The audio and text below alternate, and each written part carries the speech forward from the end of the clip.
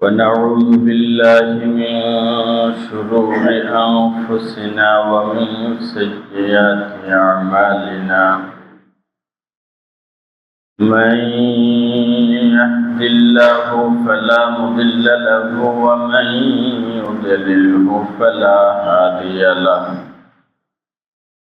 ونشهد أن لا إله إلا الله وحده لا شريك له ونشهد أن محمدا عبده ورسوله صلى الله عليه وعلى آله وصحبه وبارك وسلم تسليما كثيرا أما بعد فأعوذ بالله من الشيطان الرجيم بسم الله الرحمن الرحيم إذا جاءك المنافقون قالوا نشهد إنك لرسول الله والله يعلم إنك لرسوله والله يشهد إن المنافقين لكاذبون صدق الله مولانا العظيم وبلغ رسوله النبي الكريم ونحن على ذلك لمن الشاهدين والشاكرين والحمد لله رب العالمين الله رب العالمين অসংখ্য অগণিত শুকরিয়া ইলাহুল আলামিন দয়া করে মায়া করে মুহাব্বত করে আমার আপনার হায়াতে বারাকা দান করে আরো একটি জুমা বারে জামে মসজিদে সালাতুল জুমা আদায়ের লক্ষ্যে আমাদেরকে একত্রিত হওয়ার তৌফিক দান করেছেন। তাই সকলেই অন্তরের অন্তঃস্থল থেকে কালিমাতুশ শুকর আদায় করে আলহামদুলিল্লাহ। আমরা ঈমানের বিবরণ শুনছিলাম। মুমিন কারা, যাদের জন্য আল্লাহ পাক জান্নাতুল ফেরদাউসের ওয়াদা করেছেন এবং কিয়ামতের দিন যাদেরকে সামনে রেখে আল্লাহ পাক রব্বুল আলামিন জান্নাতুল ফেরদাউসের ঘোষণা করবেন, তাদের সিফাত কি, গুণাবলী কি হবে। গত 2 সপ্তাহ 3 সপ্তাহ ধরে আমরা শুনেছিলাম। কিন্তু আল্লাহ রব্বুল আলামিন কোরআনুল কারীমের ভিতরে সূরা ফাতিহার পরে সূরা বাকারা যখন শুরু করবেন, তখন তামাম বিশ্বের জন্য কিয়ামত পর্যন্ত মানুষের চরিত্রগুলা কত ধরনের হবে আল্লাহ পাক কোরআনুল কারীমে বলে দিয়েছেন। কারণ ভবিষ্যৎ জাননেওয়ালাকে ইমাম রেখা বলেন তো, কোন ফকির দরবেশ ভবিষ্যৎ বলতে পারে? টিয়া পাখি হাতে লইয়া ভবিষ্যৎ বলতে পারে? ও যদি ওর ভবিষ্যৎ বলতে পারতো, রেল লাইনের পাশে বসে টিয়া পাখি দিয়া 5 টাকা দিয়ে হাত বানাইতো না। তাহলে ভবিষ্যৎ একমাত্র জানেন কে? যিনি অতীত বর্তমান ভবিষ্যৎ সব কিছু সম্পর্কে অবগত। আমরা যা কিছু দেখি, যা কিছু দেখি না, মহাশূন্যের উপরে আমাদের যেটা নখদর্পণে এসেছে, অথবা আমাদের হাওয়াসের বাহিরে পৃথিবীতে, শুধু পৃথিবীটা নয়, এই ইহজগতে যত সৃষ্টি আছে সবগুলোর স্রষ্টাকে। তাহলে আমার আপনার স্রষ্টাও আল্লাহ। আমরা মাঝে মধ্যে আল্লাহ পাকের নাফরমানি করি, কেউ সারা জীবনে নাফরমানি করে, কিন্তু আল্লাহ পাকের অন্য কোন সৃষ্টি আল্লাহ পাকের নাফরমানি করে না। বিশাল বড় সূর্য প্রতিদিন কত সেকেন্ড, কত মিনিটে, কত ঘন্টায় পৃথিবী তার পাশ দিয়া যাবে, অথবা সে উঠবে, কখন ডুববে, 1 মিনিটও আটপিস করে না। আল্লাহ পাক যেভাবে তাকে আদেশ দিয়েছেন, সেই সূচনা লগ্ন থেকে একদম অন্তিম মুহূর্ত পর্যন্ত সূর্য 1 সেকেন্ডের জন্য আল্লাহ পাকের নাফরমানি করে না। এই চন্দ্র বিশাল বড় চন্দ্র, 1 সেকেন্ডের জন্য আল্লাহ পাকের নাফরমানি করে না। বিশাল বড় সমুদ্র, হাজার হাজার টন জাহাজ উপরে চড়াইয়া দিয়া, এই লোহা টোহা বিভিন্ন কন্টেনার দিয়া এক এক আটলান্টিকের এক একটা ঢেউ মনে হয় যে জাহাজটা এখনই ডুবে যাবে। ওর ঢেউর কথা শুনলে কোন জাহাজ এক দেশ থেকে আরেক দেশে যাওয়ার কথা নয়। কিন্তু আল্লাহ পাকের আদেশ, কোরআনুল কারীমে আল্লাহ পাক সমুদ্রকে ব্যবসায়িক সীমা হিসেবে ঘোষণা করেছেন। অতএব আজ পর্যন্ত পৃথিবীর ব্যবসায়িক সবচেয়ে লাভবান রুট হলো সমুদ্র বন্দর। তারাও আল্লাহ পাকের নাফরমানি করে না। নাফরমানি করে মানুষ এবং জিন। আল্লাহ রাব্বুল আলামিন এই জন্যই 3টা চরিত্রের কথা কোরআনুল কারীমের ভিতরে বলেছেন। কয়টা চরিত্র? জোরে বলেন কয়টা? একটা হলো মুত্তাকি, মুমিন যারা হবে তাদের চরিত্র কি হবে। দ্বিতীয়টা কাফের কারা হবে। 3 নাম্বার আরেকটা চরিত্র বলেছেন, সেটা হলো মুনাফিক। মুমিনদের পরিচয়, মুমিনদের আমল কি, কাদের জন্য আল্লাহ পাক রব্বুল আলামিন জান্নাতুল ফেরদাউসের কথা বলেছেন, এটা আমরা অতীতের জুমাগুলোতে আলোচনা শুনে এসেছি। কাফেরের পরিচয় দেওয়ার খুব বেশি লম্বা পরিচয়ের দরকার হয় না, কারণ মুমিনরা যে ব্যাপারে ঈমান আনে এ ব্যাপারে অস্বীকার করলে কাফের। মুমিনরা যে ব্যাপারে ঈমান আনে এ ব্যাপারে অস্বীকার করলেই কাফের। একটাও যদি অস্বীকার করে, 100টার ভিতরে 99টা বিশ্বাস করলো, একটা শরীয়তের বিধান অস্বীকার করলো, কাফের। তো কাফের পরিচয় দিতে হয় না। আল্লাহ পাক কাফের পরিচয় না দিয়া কুরআনুল কারীমের ভিতরে কাফের হুকুম বর্ণনা করেছেন। ইন্নাল্লাযীনা কাফারু সাওয়াউন আলাইহিম আ'আনযারতাহুম আম লাম তুযিরহুম লা ইউমিনুন। আল্লাহ রাব্বুল আলামিন কুরআনুল কারীমের ভিতরে কাফেরের ঘোষণাদের হুকুম বর্ণনা করেন। বিস্তারিত পরিচয় দেওয়ার প্রয়োজন নাই, কারণ যারা মুমিন না, ঈমান আনবে না, এরাই কাফের। সহজ বিষয় না? আল্লাহ বলেন যে নিশ্চয়ই যারা কাফের, সাওয়াউন আলাইহিম আ'আনযারতাহুম আম লাম তুযিরহুম লা ইউমিনুন, এরা অবিশ্বাসী। এদেরকে আপনি যতই জাহান্নামের ভয় দেখা, এদেরকে যতই ফুলসিরাতের ভয় দেখা, এদেরকে যত মিজানের ভয় দেখা, এদেরকে যতই আল্লাহ পাকের শাস্তির ভয় দেখান, ওরাই জানাবে না। বাস। এরপর আল্লাহ পাক রব্বুল আলামিন ওদের শাস্তির কথা বলেছেন, ওয়ালাহুম আযাবুন আযীম, এদের জন্য অনেক বিশাল আকারের শাস্তির আয়োজন আমি রব্বুল আলামিন করে রেখেছি। নাউযুবিল্লাহ বলবেন না? এরপর আল্লাহ রব্বুল আলামিন আরেকটা চরিত্রের কথা বলেন, তারা হলো মুনাফিক। সূরা বাকারার প্রথম দিয়ে 3টা চরিত্র বলেই আল্লাহ পাক কুরআনুল কারীম শেষ করে দেন নাই, বরং কুরআনুল কারীমের ভিতরে 3টা চরিত্রের নামে 3টা সূরা আল্লাহ পাক কোরআনে সন্নিবেশিত করেছেন। 1 নাম্বার সূরা মুমিনুন, আমরা যেটা নিয়ে প্রথম অধ্যায় আপনি আলোচনা করেছি গত জমাগুলোতে। সূরা মুমিনুন 117 বা 18 আয়াতে। আরেকটা আল্লাহ রাব্বুল আলামিন সূরা মুনাফিকুন, মুনাফিকদেরকে নিয়ে আল্লাহ পাক সূরা অবতীর্ণ করেছেন। আরেকটা সূরা সূরা কাফিরুন। এক্ষেত্রে যেরকম কাফেরদের বিস্তারিত বর্ণনা দেন নাই, সূরা কাফিরুনের ক্ষেত্রে বিস্তারিত বর্ণনা দেন নাই। খালি ওখানে বলেছে, দেখো তোমরা আমাদের ঈমান আনবা না, আমাদের উপরে, আমরা তোমাদের উপরে তোমাদের ইবাদতে অংশীদার হব না, তোমাদের দিন তোমরা মানো, আমাদের দিন আমরা মানি, ভেজাল করার দরকার নাই। কিয়ামতের দিন আল্লাহ পাকের সামনে ফয়সালা হবে। মুনাফিকদের আলোচনা আল্লাহ পাক রব্বুল আলামিন এখানেও লম্বা করেছেন। মুনাফিকুন সূরার ভিতরেও আল্লাহ পাক কাফেরদের চেয়ে মুনাফিকের পরিচয়টা বেশি দিয়েছেন। কেন? নিফাক এটা হলো দ্বিচারিতা, দ্বিমুখিতার নাম হলো নিফাক। মুনাফিক আছে না নাই? আছে। মুমিন বললে যেরকম খুশি হন, গত জুমায় বলছিলাম মুমিন বললে খুশি হন কিনা, আপনারা সবাই বললেন হ্যাঁ মুমিন বললে খুশি হই। কেউ যদি কারোর মুনাফিক বলে, লাস্টে একটা মুনাফিক খুশি হবে? হাদিয়া পাঠাইয়া দিবে? পাইলে সাইজ করব। যদি বলেন আস্তে একটা মুনাফিক, তার মানে মুনাফিকটা এটা হলো ধিকৃত চরিত্র।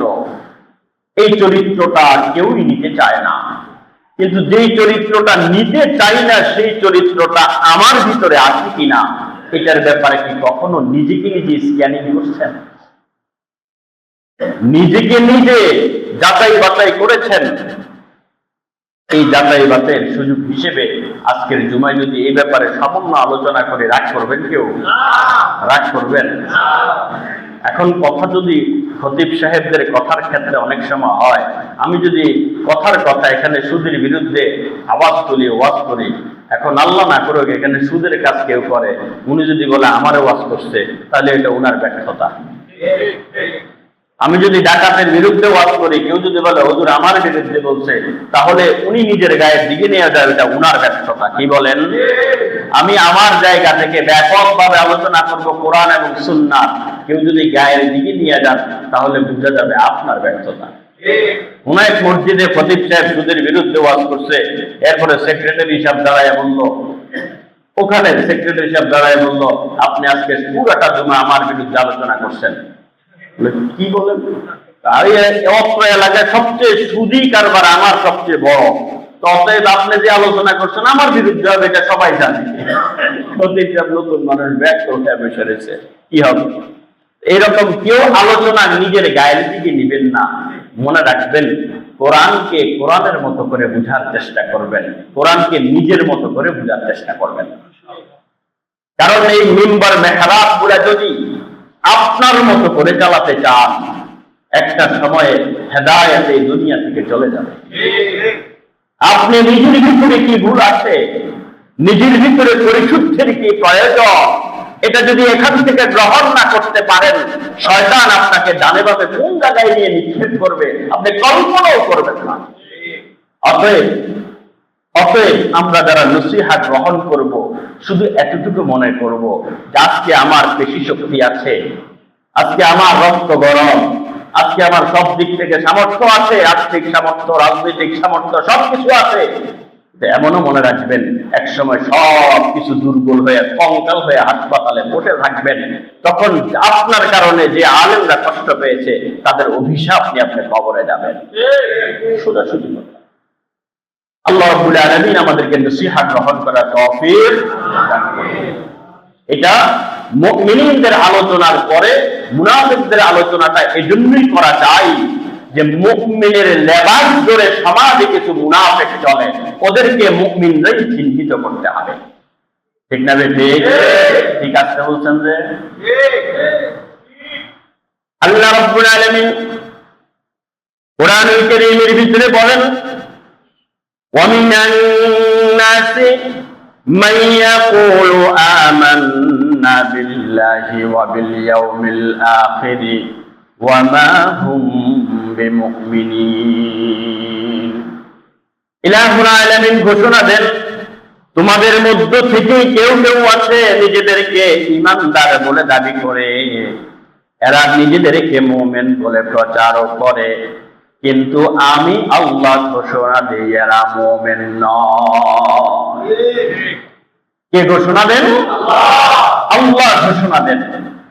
এই যে নেফাকের যে বিষয়টা বাহ্যিকভাবে বোঝা যায় মুসলমান, বাহ্যিকভাবে বোঝা যায় মুমিন, কিন্তু আল্লাহ বলেন আমি আল্লাহ সাক্ষ্য দিই ওরা মুনাফিক। কে বলেন এই কথা? আল্লাহ বলেন আমি আল্লাহ সাক্ষ্য দিই ওরা মুনাফিক। এই নেফাকটা কি জিনিস? নেফাকটা যদি নাফাক থেকে হয় তাহলে হলো গর্ত করা, গর্ত। আগের যুগে রাজা বাদশারা নিজেরা নিজেদের বাঁচানোর জন্য বাংলো বা নিজেদের রাজপ্রাসাদের নিচ দিয়ে একটা গর্ত আগে থেকে রেডি করে রাখতো, যদি কখনো যুদ্ধে হেরে যায় গর্তের ভিতর দিয়ে পালাইতে পারে। বুঝেন নাই? গর্তের ভিতর দিয়ে অন্য দূরে কোথাও মুখ রাখতো, নিরাপদ জায়গা। তখন তার হেলিকপ্টার ছিল না, তখন গর্ত দিয়ে পালাইতো। এখন আধুনিক যুগে হেলিকপ্টার দিয়ে পালানো লাগে। তাহলে এই যে নাফাক থেকেই মুনাফিক তার নিজের সেফটির জন্য, নিজে বাঁচার জন্য নিজে একটা গর্ত করে রাখতো, এটা থেকে নাফাক থেকে মুনাফিক আসে। আরেকটা হলো নাফাকা থেকে, সেটা হলো আরব দেশে বিশেষ করে পাওয়া যায় মরুভূমির ভিতরে ইঁদুরের চেয়ে একটু বড় একটা প্রাণী আছে।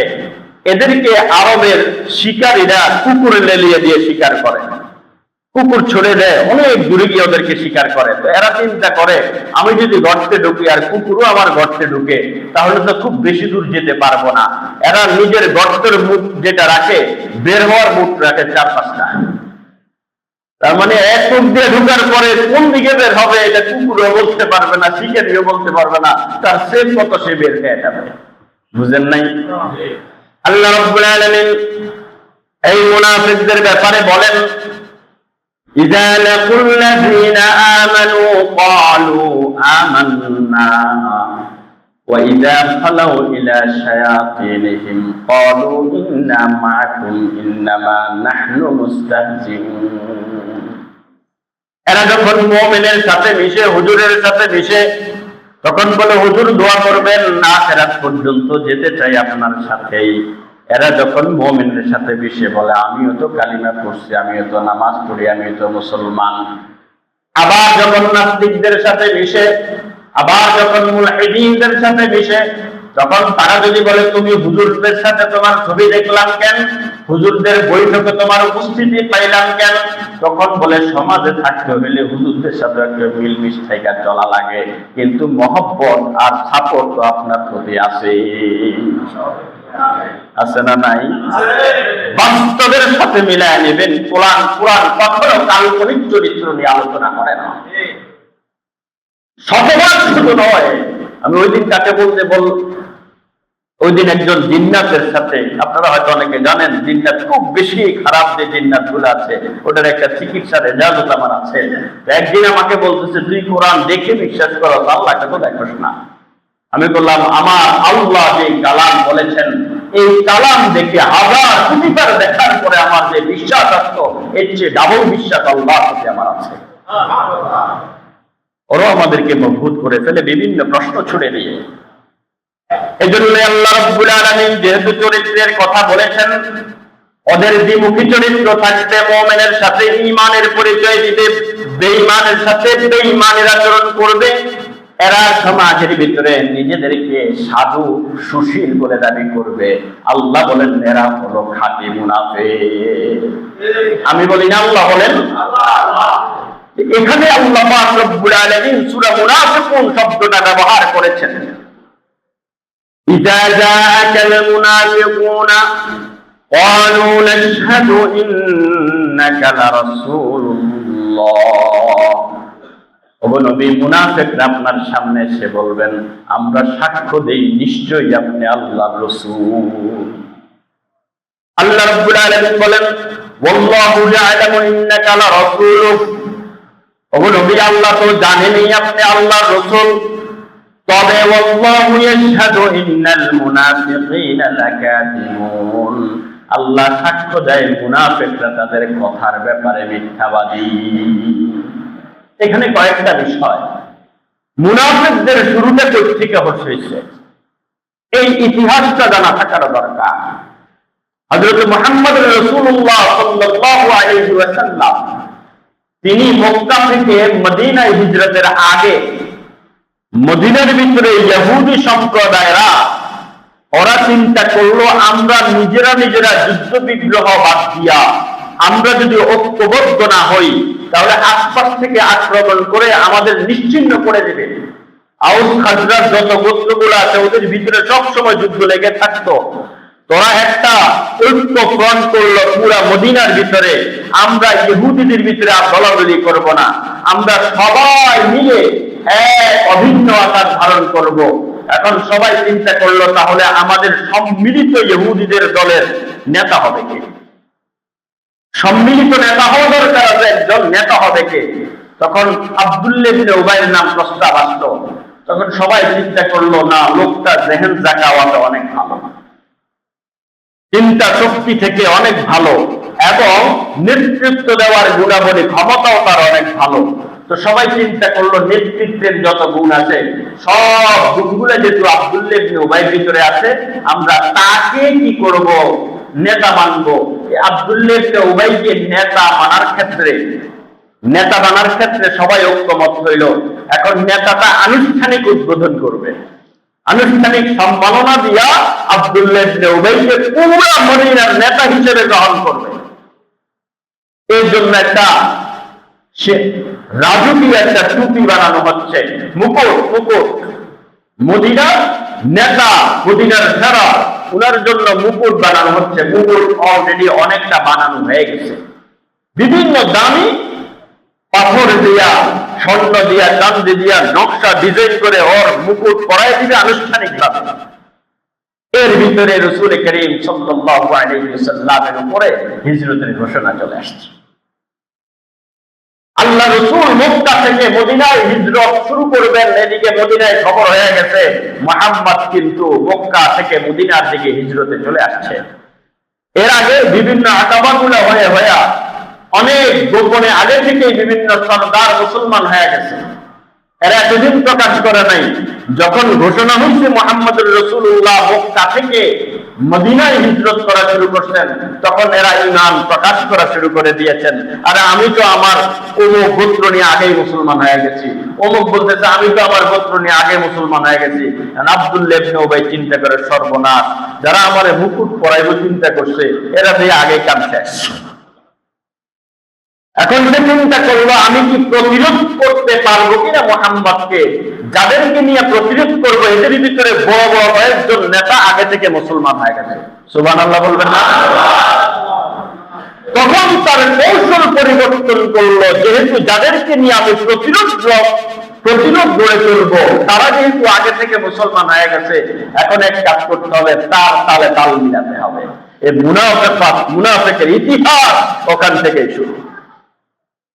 এই আব্দুল্লাহ ইবনে উবাই রাসূলের পিছনে নামাজ পড়তো।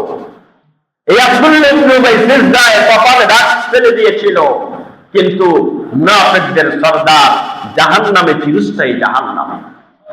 এই ইতিহাস মুসলমানদেরকেও জানা থাকা লাগবে কি লাগবে না? কারণ সে শ্রদ্ধাবরণ করেছিল, সে চিন্তা করলো যদি রাসূলের বিরুদ্ধাচরণ করি আমার গোত্রেরাই আমারে মেরে ফেলবে। যদি পক্ষে যাই দুনিয়াতে নেতৃত্ব না পাইলেও শান্তিতে বসবাস করতে পারবো, সুযোগে কিছু সুবিধাও গ্রহণ করতে পারবো। আছে না নাই? বোঝেন নাই মনে হয়? এখনকার সমাজে আছে না নাই? সময় চেঞ্জ হয়ে যাবে, আছে না নাই? দেখবেন আশেপাশে চোখ কান খোলা রাখবেন, আর কিছু বললাম না। তাহলে এই মুনাফিকটা আব্দুল্লাহ ইবনে উবাই মিরাজ হিসেবে পুরো দুনিয়াতে দিয়ে দিছে। আর যত মুনাফিকি করে গুনাহ কামাবে, সব মুনাফিকের একটা ভাগ আব্দুল্লাহ ইবনে উবাইর আমলনামায় জমা হবে অত। কারণ মান সান্না সুন্নাতান হাসানাতান ফালাহু আজরুহা ওয়া মান আমিলা বিহা। কেউ যদি ভালো কিছু আবিষ্কার করে, প্রচলন করে, পরবর্তীতে যারা এই কাজ করবে, হাদিস বলে, তখন তার এবং তাদের পরে যারা আমল করবে তাদের একটা হাসানা তার ভিতরে যাবে। ওয়া মান সান্না সাইয়্যাতান, কেউ যদি এমন কোন বিষয় করে যে ভালো জিনিস না, খারাপ জিনিস প্রচলন করে, তখন নিজে খারাপ করার কারণে যে গুনাহ আসবে এবং পরবর্তীতে যারা খারাপ করবে ওই গুনাহটাও তার আমলনামায় হবে। সহজ বিষয়, কঠিন বিষয়। এই আব্দুল্লাহ ইবনে উবাই চিন্তা করলো রাসূলের সাথে থাইকা যদি সুবিধা অর্জন করা যায়, অসুবিধা কি? এখান থেকে গোপনে সংগোপনে সে একটা দল, মুনাফিকিনদের দল ঘোষণা করছে। গোপনে আল্লাহ হাবিব সাল্লাল্লাহু আলাইহি ওয়াসাল্লাম এই মুনাফিকদের সম্পর্কে জানতেন। মুনাফিক কে? জিবরিল আমিন আল্লাহ রাসূলকে এসে বলে দিয়ে গিয়েছেন। আল্লাহর হাবিব সমাজের ভিতরে মুনাফিকের নামটা প্রকাশ করেননি, তারা বাহ্যিকভাবে তো ইসলাম গ্রহণ করেছে দেখায়। এখন যদি আমি ওদেরকে মুনাফিক বলি, মুসলমানদের ভিতরে হতাশা শুরু হয়ে যাবে। কারে মুনাফিক বলবে, কারে মুসলিম বলবে, এটা বলাই দুষ্কর হয়ে যাবে। এই জন্য সাইয়্যিদুল মুরসালিন, যিনি এই উম্মতের উপরে সবচেয়ে বেশি শাফিক, তিনি এটাকে গোপন রাখলেন। শুধু হুযায়ফা রাদিয়াল্লাহু তাআলা আনহু উনাকে গোপনে গিয়ে দৃষ্টিটা ধরাইয়া দিলেন, দেখো এটা তোমার কাছে আমানত। আমিনুর রাসূল বলে ওনাকে, আমানত, এই নামগুলা তোমার কাছে রাখবা আর বুঝবা এরাই হলো মুনাফিক। তখনকার সময়ে মদিনায় কোন লোক মারা গেলে, সাহাবী মারা গেল, বড় বড় সাহাবীরা হযরত আবু বকর, ওমর, উসমান, আলী উনারা দেখলো হুযায়ফা জানাজাতে যায় কিনা, কারণ এর কাছে তো লিস্টই আছে। যেই জানাজায় হুযায়ফা রাদিয়াল্লাহু আনহু যায় না, ওখানে উনারাও যায় না। তার মানে মনে করো ওই লিস্টের ভিতরের লোক। ইতিহাস জানা থাকা চাই। কিন্তু একদিন রাতের বেলায় হযরত ওমর হযরত হুযায়ফার ঘরে উপস্থিত, চক্ষুগুলা পানিতে টলমল। হুযায়ফাকে বলো, হুযায়ফা আমার কাছে সত্য করে একটা তথ্য দিবানি। হুযায়ফা বলে, ওগো আমিরুল মুমিনিন, কি তথ্যের কথা বলেন? হযরত ওমর বলেন, না বলো, সত্য কইরা বলবা কিনা, আমি আমিরুল মুমিনিন হিসেবে তোমার কাছে জানতে চাই না, আমি ওমর ইবনে খাত্তাবের ছেলে ওমর হিসেবে জানতে চাই, আমাকে বলবানি। হযরত হুযায়ফা অবাক হয়ে গেল, আমিরুল মুমিনিনের চোখে পানি পড়ে, আর কাচুমাচু করে নিজেকে খুব জলিল ভেবে হযরত হুযায়ফার কাছে জানতে চায়। হযরত হুযায়ফা বলেন, ওগো আমিরুল মুমিনিন, আপনি বলে ফেলেন, সত্যটা আপনাকে জানায়া দেব। এরপরে অবাক করে দিয়ে হযরত ওমর বলেন, ও হুযায়ফা, তোমার কাছে যে মুনাফিকের লিস্টিটা আছে, লিস্টিটা ভালো করে দেখো তো, সেখানে আমি ওমরের নাম আছে কিনা। হযরত ওমর সাইয়্যিদুল মুরসালিন, যাকে হাতে ধরে আল্লাহ পাকের বিধান কায়েম করার জন্য হাতে ধরে সৈনিক যে ওমর, সেই ওমরও ভয় পায় আমি কি মুনাফিক নাকি। আর আমাদের সমাজে নামাজ নাই, কালাম নাই, কোরআনের বিরুদ্ধে চারণ করে, এরা প্রকৃত মুসলমান, এরা আবার হুজুরদের বিরুদ্ধে কথা বলে, স্লোগানও দেয়। ইসলাম কি এত সোজা? ইসলাম এত সোজা নয়। এই মুনাফিকরাই মদিনা থেকে মুনাফিকাতের ইতিহাস শুরু হলো। আল্লাহ রাব্বুল আলামিন মুনাফিকদের নামকরণ করে একটা সূরা অবতীর্ণ করলেন, এবং আল্লাহ রাব্বুল আলামিন বলেন, ওগো নবী, আপনার কাছে এই মুনাফিকরা এসে বলবো, আমরা সাক্ষী দেই আপনি নবী। আল্লাহ বলেন, আল্লাহ তো জানেনই আপনি নবী, তবে মুনাফিকরা যা বলে তা মিথ্যা। এখন প্রশ্ন হইল, মুনাফিকরা তো বলল আপনি নবী, এই কথাটা তো সত্য, বুঝেন নাই মনে হয়? বাংলা কথা তো বুঝবেন।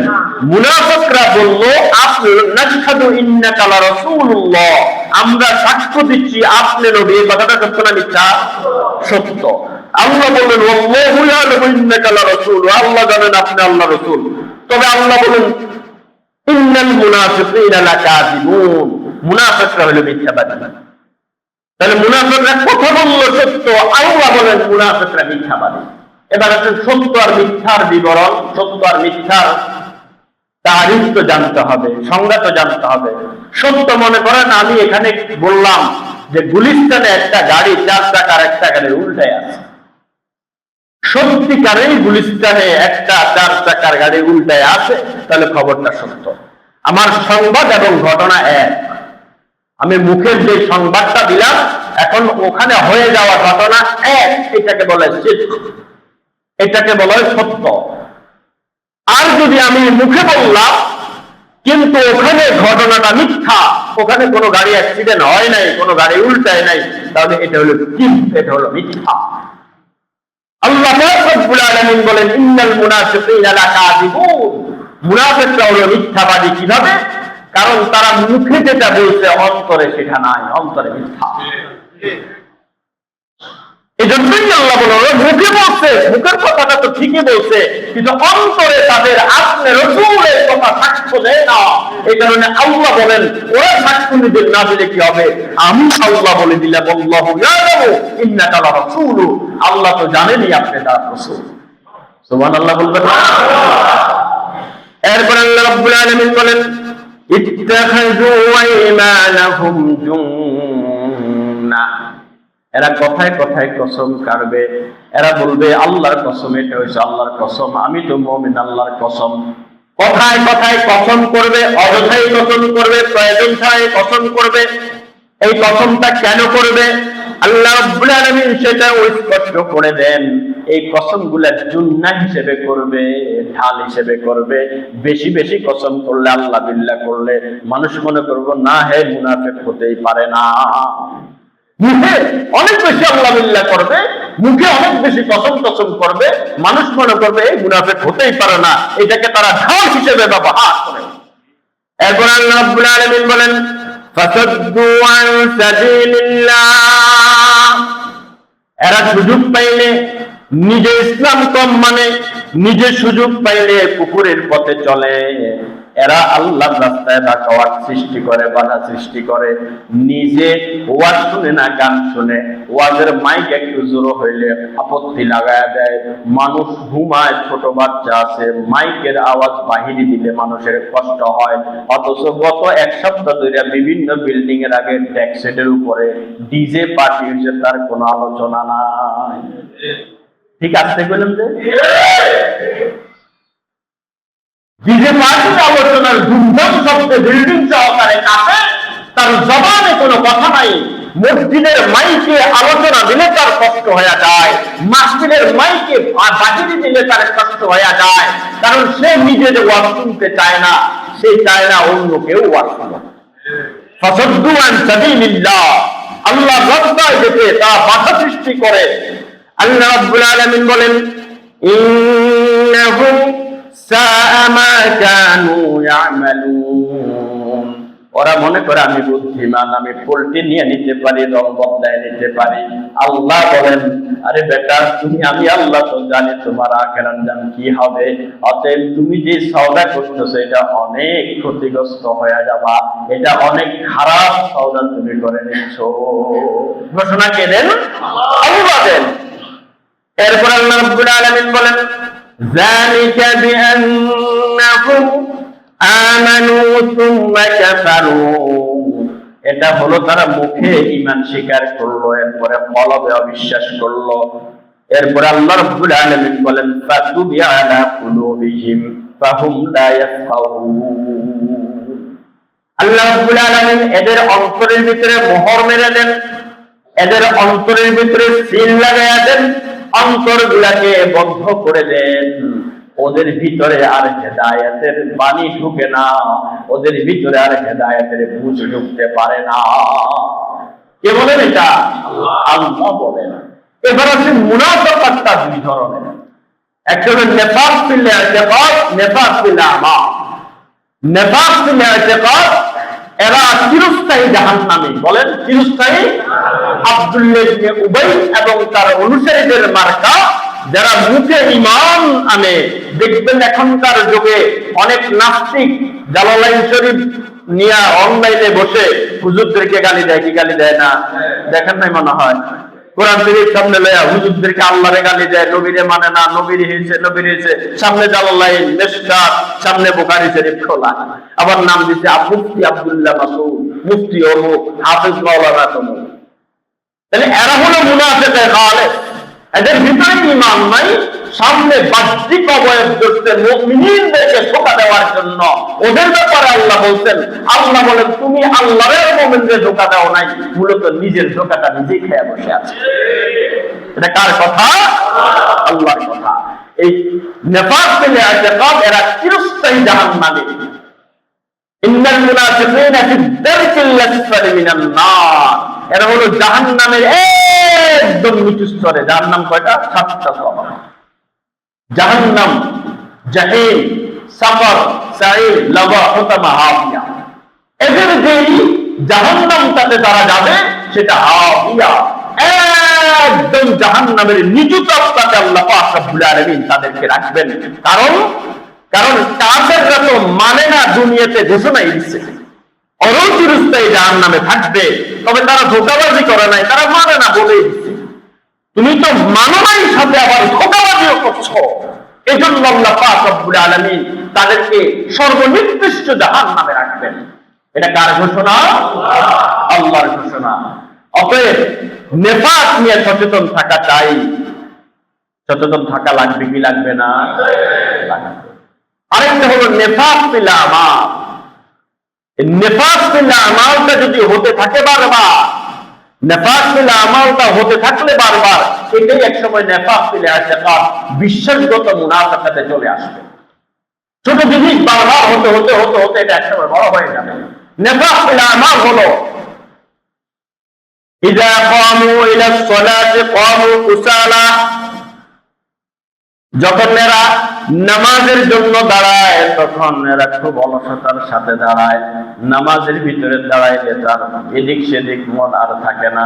ইমাম সাহেব একটু জোরে কেরাত করলে কাশি দেয় কি দেয় না?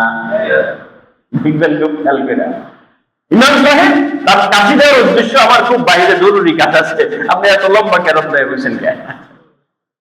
আবার অনেক মুসল্লি আছে ইমাম সাহেব তাসাহুদ পড়ার পরে, দুরূদ শরীফ পড়ার পরে, দোয়া মাসুরা পড়ার পরে যদি একটু দেরি হয় তো উনারটা শেষ হয়ে গেছে, উনি দূর থেকে কাটি দেন, তার মানে হুজুর আমারটা শেষ, আপনারটা এত দেরি হয়ে গেছে।